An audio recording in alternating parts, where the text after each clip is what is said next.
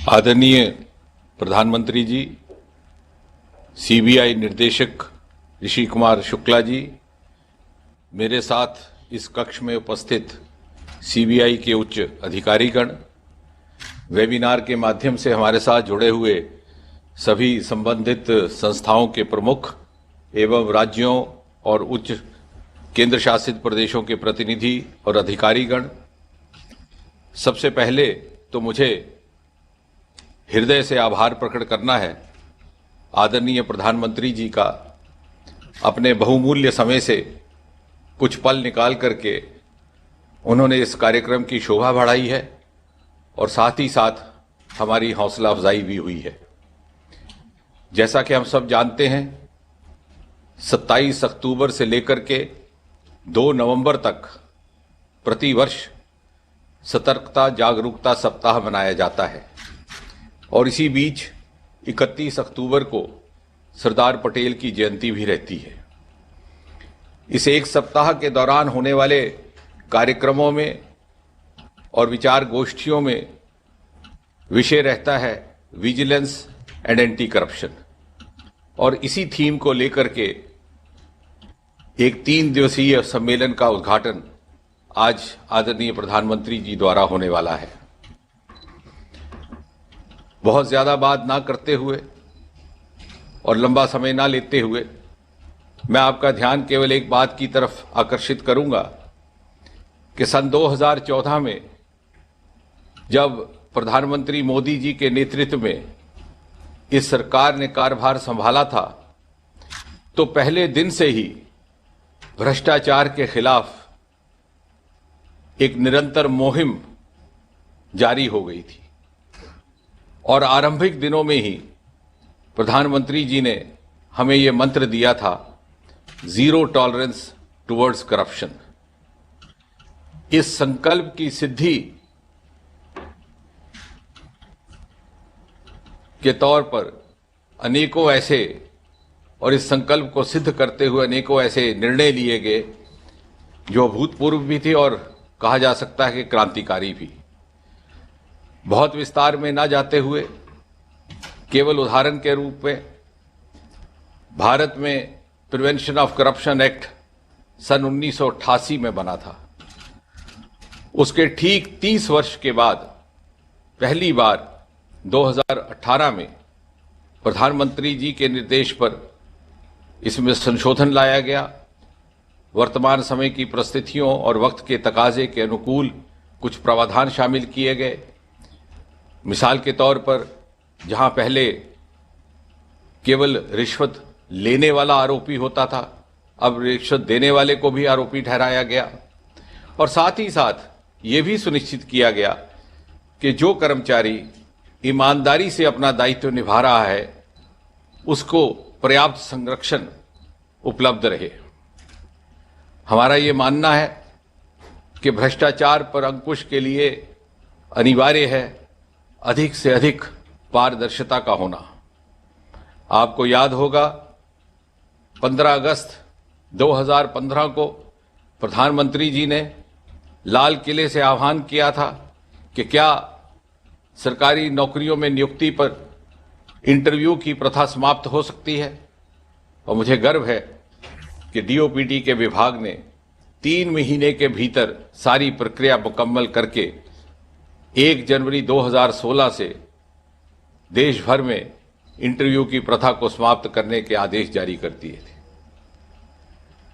और इसी प्रकार अभी हाल ही में हुए नेशनल रिक्रूटमेंट एजेंसी के फैसले में भी इसी दिशा में एक कदम बढ़ाया गया है। जहां तक सीबीआई का ताल्लुक है, गत 6-7 वर्षों में सीबीआई को पूरी स्वतंत्रता और स्वायत्तता के साथ अपनी जिम्मेवारी निभाने का मौका मिला है और इससे सीबीआई की विश्वसनीयता और क्रेडिबिलिटी स्थापित हुई है। बधाई के पात्र है ऋषि कुमार शुक्ला जी और उनकी सारी की सारी टीम, जिन्होंने निरंतर यह सुनिश्चित किया कि अपग्रेडेशन ऑफ स्किल्स जारी रहे। जैसे जैसे क्राइम करने के नए नए तरीके ईजाद होते रहते हैं, उसी तरह उससे निपटने की नई नई मेथडोलॉजीज का भी प्रयोग करने का प्रयास किया जा रहा है। और इसी का एक उदाहरण है कि 15 साल के बाद पहली बार क्राइम मैनुअल को रिवाइज करने का काम लिया गया है।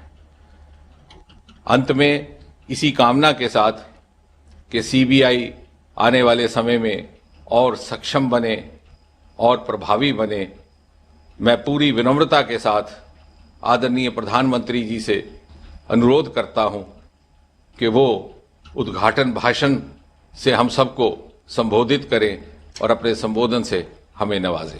आदरणीय प्रधानमंत्री जी।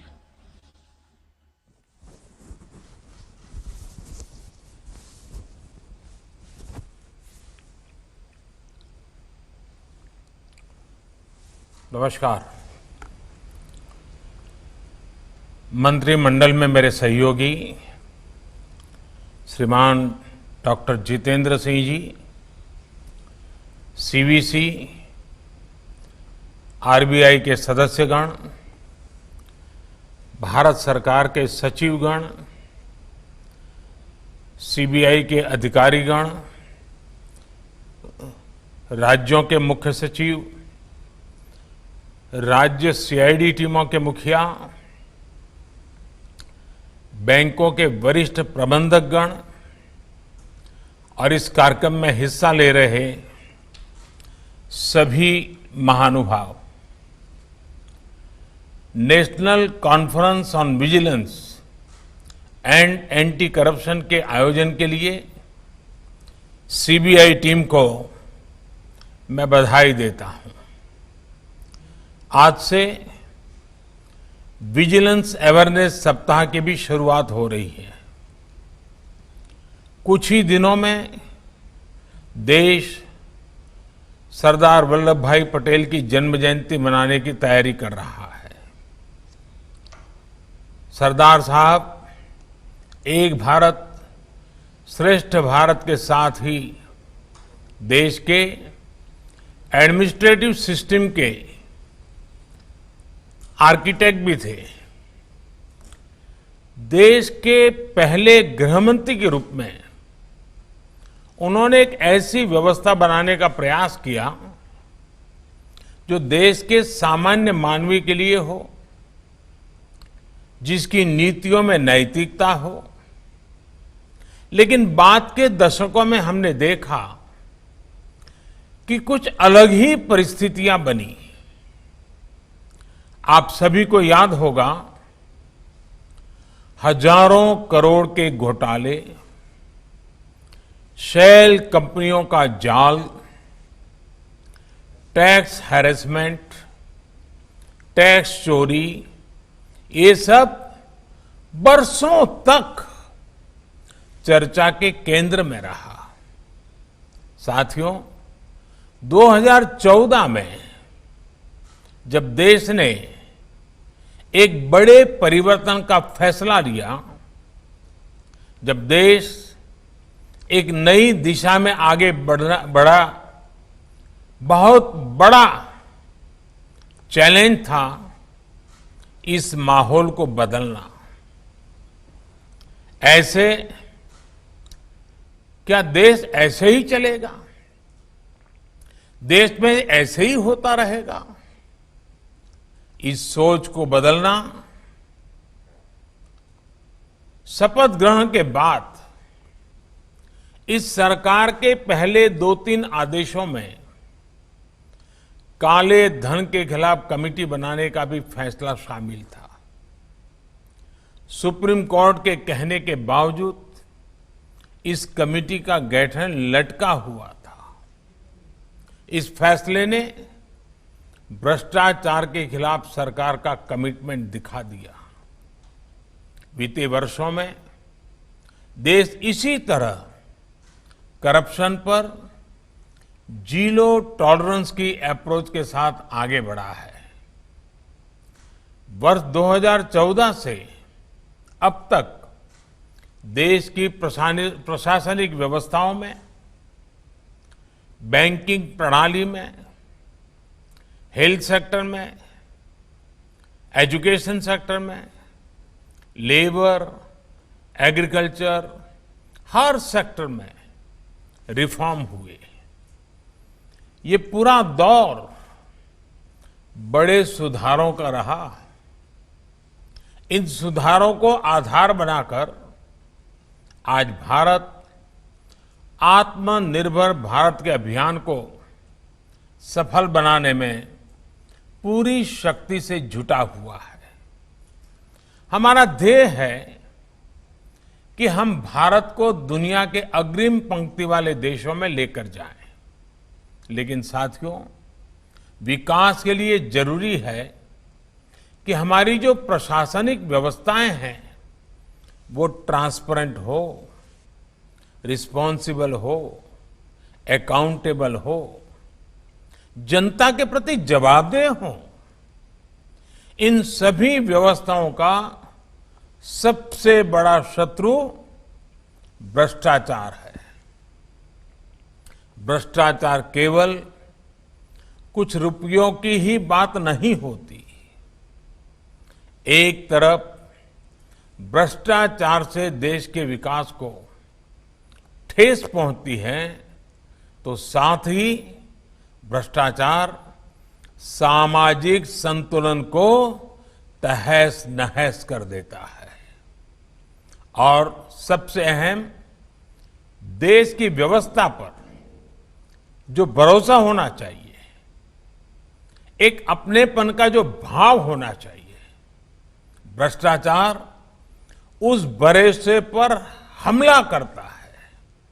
और इसलिए भ्रष्टाचार का डटकर मुकाबला करना सिर्फ एक एजेंसी या संस्था का दायित्व नहीं, बल्कि इससे निपटना एक कलेक्टिव रिस्पॉन्सिबिलिटी है।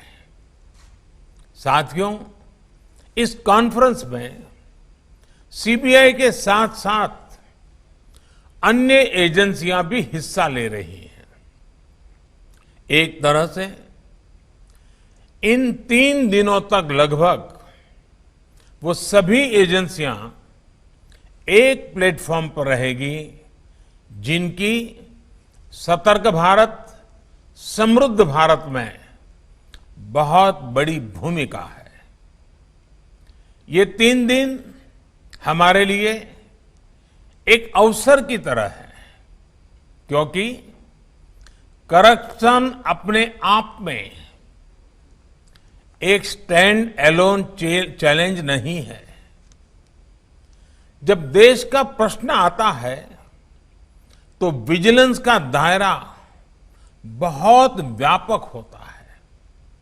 करप्शन हो, इकोनॉमिक ऑफेंसेस हो, ड्रग्स का नेटवर्क हो, मनी लॉन्ड्रिंग हो, या फिर टेररिज्म, टेरर फंडिंग हो, कई बार देखा गया है कि ये सब एक दूसरे से जुड़े होते हैं। और इसलिए हमें करप्शन के खिलाफ सिस्टमेटिक चेक्स, इफेक्टिव ऑडिट्स और कैपेसिटी बिल्डिंग एंड ट्रेनिंग, ये सारे काम मिलकर एक होलिस्टिक अप्रोच के साथ करना ही होगा। सभी एजेंसियों के बीच एक सिनर्जी, एक कोऑपरेटिव स्पिरिट आज समय की मांग है। मुझे पूरा विश्वास है कि कॉन्फ्रेंस इसके लिए इफेक्टिव प्लेटफॉर्म बनकर उभरेगी और सतर्क भारत, समृद्ध भारत के नए मार्ग भी सुझाएगी। साथियों, 2016 में विजिलेंस अवेयरनेस के प्रोग्राम में मैंने कहा था कि गरीबी से लड़ रहे हमारे देश में करप्शन के लिए रत्ती भर भी स्थान नहीं है। करप्शन का सबसे ज्यादा प्रभाव, सबसे ज्यादा नुकसान अगर कोई उठाता है तो वो देश का गरीब ही उठाता है। ईमानदार व्यक्ति को परेशानी आती है। आपने देखा है कि दशकों से हमारे यहां जो स्थितियां बनी हुई थी उसमें गरीब को उसके हक का नहीं मिलता था। पहले की परिस्थितियां कुछ और थी, पर अब आप देख रहे हैं कि डीबीटी के माध्यम से गरीबों की मिलने वाला लाभ 100% गरीबों तक सीधे पहुंच रहा है, उनके बैंक खाते में पहुंच रहा है। अकेले डीबीटी की वजह से 1,70,000 करोड़ रुपए से ज्यादा गलत हाथों में जाने से बच रहे हैं। आज ये वर्ग के साथ कहा जा सकता है और हम गर्व के साथ कहा जा सकता है कि हजारों करोड़ के घोटालों वाले उस दौर को देश पीछे छोड़ चुका है। आज हमें संतोष है कि देश के इंस्टीट्यूशंस में आम जन का भरोसा फिर से बढ़ा है, एक पॉजिटिविटी क्रिएट हुई है। साथियों, सरकार का इस बात पर बहुत ज्यादा जोर है कि न ही सरकार का दबाव हो और न ही सरकार का अभाव। सरकार की जहां जितनी जरूरत है उतनी ही होनी चाहिए। लोग सरकार का दबाव भी महसूस न करें और उन्हें सरकार का अभाव भी महसूस न हो। इसलिए बीते वर्षों में 1,500 से ज्यादा कानून खत्म किए गए हैं। अनेकों नियमों को सरल किया गया है। पेंशन हो, स्कॉलरशिप हो, पानी का बिल भरना हो, बिजली का बिल जमा करना हो, बैंक से लोन हो, पासपोर्ट बनवाना हो, लाइसेंस बनवाना हो, किसी तरह सरकार की मदद हो, कोई नई कंपनी खोलनी है, अब उसे दूसरों के पास चक्कर नहीं लगाना पड़ता, घंटों तक लंबी लंबी लाइनों में नहीं लगना पड़ता। अब यही काम करने के लिए उसके पास डिजिटल विकल्प मौजूद है। साथियों, हमारे यहां कहते हैं प्रक्षालनादि पंकस्य दुरात स्पर्शनम वरम, अर्थात गंदगी लग जाए फिर उसे साफ करो, इससे अच्छा है कि गंदगी लगने ही न दे। पुनिटिव विजिलेंस से बेहतर है कि प्रिवेंटिव विजिलेंस पर काम किया जाए। जिन परिस्थितियों की वजह से भ्रष्टाचार पनपता है उन पर प्रहार आवश्यक है। हम सब जानते हैं एक दौर में ऊंचे पदों पर ट्रांसफर पोस्टिंग का कितना बड़ा खेल होता था। एक अलग ही इंडस्ट्री चलती थी। साथियों, कौटिल्य ने कहा था, न बक्षयंती ये त्वर्थान न्यायतो वर्धयंती च नित्याधिकाराः कार्यास्ते राज्ञः प्रिय हिते रताः। यानी जो शासकीय धन नहीं हड़पते बल्कि उचित विधि से उसकी वृद्धि करते हैं, राजहित में लगे रहने वाले ऐसे राजकर्मियों को महत्वपूर्ण पदों पर नियुक्त किया जाना चाहिए। लेकिन कुछ साल पहले ये बात एक तरह से बुला दी गई थी। इसका बहुत बड़ा नुकसान भी देश ने देखा है। इस स्थिति को बदलने के लिए भी सरकार ने इच्छा शक्ति दिखाई है, अनेक नीतिगत निर्णय लिए हैं। अब ऊंचे पदों पर नियुक्तियों में सिफारिशों का यहां वहां से दबाव बनाने का दौर समाप्त हो गया है। ग्रुप बी और ग्रुप सी में, जैसा अभी डॉक्टर जितेंद्र सिंह ने बताया, नौकरियों के लिए इंटरव्यू की बाध्यता को भी खत्म कर दिया गया है। यानी जब गुंजाइश खत्म हो गई तो कई तरह के खेल भी खत्म हो गए। बैंक बोर्ड ब्यूरो के गठन के साथ ही बैंकों में वरिष्ठ पदों पर नियुक्तियों में भी पारदर्शिता सुनिश्चित की गई है। साथियों, देश के विजिलेंस सिस्टम को मजबूत करने के लिए भी कई कानूनी सुधार किए गए, नए कानून लाए गए हैं। ब्लैक मनी और बेनामी संपत्तियों पर देश ने जो कानून बनाए हैं, जो कदम उठाए हैं, आज उनका उदाहरण दुनिया के और देशों में दिया जा रहा है। फ्यूजिटिव इकोनॉमिक ऑफेंडर्स एक्ट के माध्यम से भ्रष्टाचारियों पर कार्रवाई में बहुत मदद मिली है।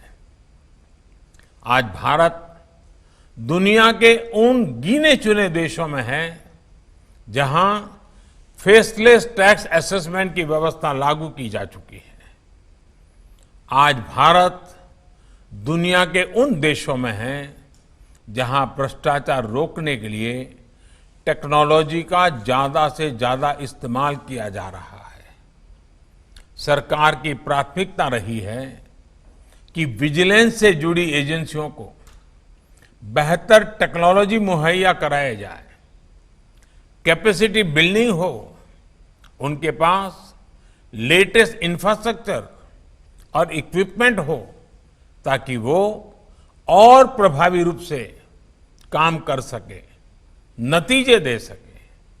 साथियों, इन प्रयासों के बीच हमें ये भी याद रखना है, भ्रष्टाचार के खिलाफ अभियान एक दिन या सिर्फ एक सप्ताह की जंग नहीं है। इस संदर्भ में आज मैं आपके सामने एक और बड़ी चुनौती का जिक्र करने जा रहा हूं। ये चुनौती बीते दशकों में धीरे धीरे बढ़ते हुए अब देश के सामने एक विकराल रूप ले चुकी है। ये चुनौती है भ्रष्टाचार का वंशवाद, यानी एक पीढ़ी से दूसरी पीढ़ी में ट्रांसफर हुआ भ्रष्टाचार। साथियों, बीते दशकों में हमने देखा है कि जब भ्रष्टाचार करने वाली एक पीढ़ी को सही सजा नहीं मिलती तो दूसरी पीढ़ी और ज्यादा ताकत के साथ भ्रष्टाचार करती है। उसे दिखता है कि जब घर में ही करोड़ों रुपए काला धन कमाने वाले उनका कुछ नहीं हुआ या फिर थोड़ी सी सजा पाकर वो छूट गया तो उसका हौसला और बढ़ जाता है। इस वजह से कई राज्यों में तो ये राजनीतिक परंपरा का हिस्सा बन गया है। पीढ़ी दर पीढ़ी चलने वाला भ्रष्टाचार का ये वंशवाद देश को दीमक की तरह खोखला कर सकता है। भ्रष्टाचार के खिलाफ एक भी केस में ढिलाई सिर्फ उसी केस तक सीमित नहीं रहती, वो एक चेन बनाती है, नींव बनाती है भविष्य के भ्रष्टाचार के लिए, भविष्य के घोटालों के लिए। जब उचित कार्रवाई नहीं होती तो समाज में, मीडिया में इसे अपराध का दर्जा मिलना कम हो जाता है। लोगों के एक बड़े वर्ग को पता होता है, मीडिया को पता होता है कि सामने वाले ने हजारों करोड़ रुपया गलत तरीके से कमाए हैं, लेकिन वो भी इसे सहजता से लेने लगते हैं। ये स्थिति देश के विकास में बहुत बड़ी बाधा है। ये समृद्ध भारत के सामने, आत्मनिर्भर भारत के सामने बहुत बड़ी रुकावट है। और मैं एक बात और बताना चाहूंगा। आप कल्पना कीजिए कि हम में से कोई पीडब्ल्यूडी में काम कर रहा है, इंजीनियरिंग का काम देखता है, और पैसों के मोह में कहीं कोई ब्रिज बन रहा है तो लापरवाही बरती, कुछ रुपये ऐंठ लिए, कुछ रुपये अपने साथियों को बांट दिए, और जो कॉन्ट्रैक्टर है उसको भी लगता है चलो भाई तुम्हारा भी भला मेरा भी भला, और बिल्कुल ऐसे उद्घाटन करने के लिए अच्छा दिखे ऐसा ब्रिज बना दिया। पैसे घर ले चला गया, रिटायर भी हो गया, पकड़ा भी नहीं गया। लेकिन सोच लो कि एक दिन आपका जवान बेटा उस ब्रिज पर से गुजर रहा है और उसी समय वो ब्रिज गिर गया, तब आपको समझ आएगा कि मैंने तो करप्शन मेरे लिए किया था, लेकिन कितनों की जिंदगी जा सकती है। और जब खुद का बेटा चला जाए तो पता चलता है कि उस ब्रिज में ईमानदारी की होती तो आज अपना इकलौता जवान बेटा खोना न पड़ता। ये इतना प्रभाव पैदा करता है भ्रष्टाचार। इस स्थिति को बदलने का दायित्व हम सभी पर भी है, आप पर जरा ज्यादा है। मुझे उम्मीद है कि राष्ट्रीय कॉन्फ्रेंस में इस विषय पर भी चर्चा होगी। इसके अलावा आपको एक और बात पर ध्यान देना है। भ्रष्टाचार की खबर तो मीडिया के माध्यम से पहुंचती है, लेकिन जब भ्रष्टाचार के खिलाफ कड़ी कार्रवाई होती है, समय पर होती है, तो हमें ऐसे उदाहरणों को भी प्रमुखता से रखना चाहिए। इससे समाज का व्यवस्था में विश्वास बढ़ता है और भ्रष्टाचारियों में एक संदेश भी जाता है कि बचना मुश्किल है।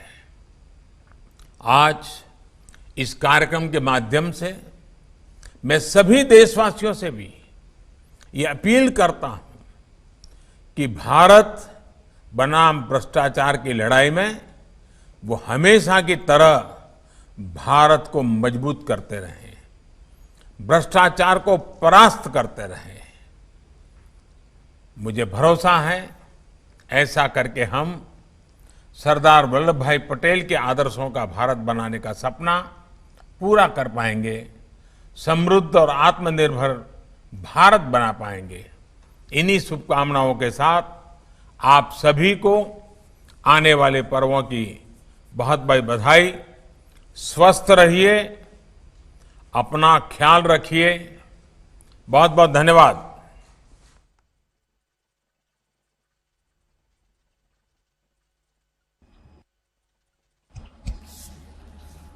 परम आदरणीय प्रधानमंत्री जी, आदरणीय राज्य मंत्री महोदय, विजिलेंस अवेयरनेस सप्ताह पर आयोजित इस 3 दिवसीय राष्ट्रीय कॉन्फ्रेंस के सभी प्रतिभागीगण, आमंत्रित सम्मानित अतिथियों, सर्वप्रथम मैं हृदय से आभार व्यक्त करता हूं आदरणीय प्रधानमंत्री जी का, जिन्होंने इस विषय पे जब कॉन्फ्रेंस के आयोजन की बात उनके समक्ष रखी तो सहर्ष उन्होंने इसे स्वीकार किया और अपने अमूल्य समय में से हमें इस कॉन्फ्रेंस के लिए समय दिया। ईमानदारी, सुशासन, गुड गवर्नेंस के प्रति प्रधानमंत्री जी की प्रतिबद्धता हम सब जानते हैं, सर्वविदित है। चाहे वो डीबीटी हो अथवा जिम पोर्टल हो जो टेक्नोलॉजी इनेबल्ड हो, अथवा ईमानदारी अधिकारियों की चयन की प्रक्रिया, इन सभी अनेक नवाचारों ने एक तरह से राष्ट्र में गवर्नेंस की तस्वीर बदल कर रख दी है और इन पारदर्शी प्रक्रियाओं से भ्रष्टाचार के अवसरों को कम करने में अभूतपूर्व सफलता मिली है। ऐसे प्रेरणादायक प्रधानमंत्री जी के आज यहाँ संबोधन इस कॉन्फ्रेंस में एक पॉजिटिव ऊर्जा इसके प्रारंभ से ही भर रहा है। महोदय, हम आपको आश्वस्त करते हैं कि यह सम्मेलन अनेक प्रभावी परिणाम लाएगा। सर, आपने कहा कि हमको यह प्रयास करना है कि सब मिलके एक साथ काम करें। सर, इसमें हम लोग निरंतर सभी राज्यों को, सभी एजेंसियों को, केंद्रीय एजेंसियों को भी एक साथ अपने साथ ले रहे हैं। और न केवल ये, अपितु सीबीआई का एक प्रमुख दायित्व प्रिवेंटिव विजिलेंस का भी है, जिसमें हम सभी विभागों के साथ मिलकर के संदिग्ध भ्रष्ट आचरण वाले अधिकारियों को चिन्हित करते हैं। पिछले वर्ष हमने लगभग 1600 ऐसे राजपत्रित अधिकारियों को चिन्हित किया। हर विभाग में कहाँ आम आदमी को कठिनाई आ रही है, कहाँ उसको भ्रष्टाचार या रिश्वत का सामना करना पड़ रहा है, उसको भी हम विभाग से निरंतर समन्वय रख करके हम आगे बढ़ाते हैं। महोदय, सीवीसी के सहयोग से हम सभी सीवीओ से निरंतर जुड़े रहते हैं और वे सब आज भी और अगले 2 दिन भी इस कॉन्फ्रेंस में हमारे साथ रहेंगे। सर, जहां तक जुड़ के काम करने का सवाल है, मैं आपको अवगत कराना चाहूंगा कि भी हाल ही में 16 अक्टूबर को department of justice United states of America ने सीबीआई के साथ जो उन्होंने भारत में कार्रवाई की, उसको फर्स्ट पैरेलल एक्शन के नाम से निरूपित किया। हमारा महोदय यह प्रयास है कि हम सबको एक साथ लें और अपने जो इन्वेस्टिगेशन के मामले हैं उसके साथ रोकथाम में हम कितनी मदद कर सकते हैं, इसमें हम सहयोग करें। इस कॉन्फ्रेंस में हमारे साथ आदरणीय सीवीसी महोदय, सीएजी महोदय, vice chairman of NITI Aayog और अनेक देश के ऐसे प्रखर व्यक्ति सम्मिलित हैं जो हमें इस पे मार्गदर्शन देंगे। इस कॉन्फ्रेंस का एक प्रमुख उद्देश्य, जैसा आपने कहा, कि हम सभी को कैपेसिटी बिल्डिंग में सहयोग कर सकें, वो हमारा एक उद्देश्य है। मुझे पूर्ण विश्वास है कि हम इस उद्देश्य को भली भांति एक कार्यक्रम में ला पाएंगे जो एक प्रैक्टिकल रिजल्ट देने की स्थिति में आए। महोदय, आपके निर्देशों में ये बहुत स्पष्ट है कि आम आदमी को हमें अपने साथ जोड़ना है और आम आदमी की मदद करनी है। इन निर्देशों को, इन प्राथमिकताओं को, ये हमारे लिए टारगेट्स का रोड मैप बनाती हैं जो हमें दिशा देती हैं कि हम आगे कैसे बढ़ें। मैं आपको आश्वस्त करता हूं कि निश्चित रूप से हम इसमें कार्रवाई करेंगे। सर, मैं बहुत आभारी हूं आदरणीय डॉक्टर जितेंद्र सिंह जी का, जिन्होंने अपने महत्वपूर्ण कार्यक्रम में से ये समय निकाला। हमेशा से ही सर आप सीबीआई के सभी प्रशासनिक आवश्यकताओं के लिए सहज और सरल रूप से उपलब्ध रहे हैं। सर, हम बहुत आभारी हैं हमारे प्रतिभागी गणों का, जो राज्यों से और देश के कोने कोने से ही न केवल जुड़े हैं अपितु विदेशों से भी हमारे साथ जुड़े हैं। सर, मैं विशेष रूप से आभार व्यक्त करना चाहता हूं सीवीसी महोदय तथा विजिलेंस कमिश्नर महोदयों का, जिनके सहयोग के बिना ये कॉन्फ्रेंस संभव नहीं हो सकती थी। मैं सर सेक्रेटरी डीओपीटी और डीओपीटी की पूरी टीम का भी बहुत आभारी हूं, जिन्होंने इस कार्यक्रम को आयोजित करने में हमें सहयोग दिया। अंत में मैं पुनः आपको विश्वास दिलाता हूं महोदय कि आपके द्वारा दिए गए सभी निर्देशों को हम न केवल एक कार्य योजना में परिवर्तित करेंगे अपितु जमीन पर उतारेंगे, जिससे भ्रष्टाचार के वंशवाद का जो डरावना चेहरा है वो भारत से हम दूर करने में सफल हो सके और सहायक हो सके। धन्यवाद। जय हिंद, जय भारत।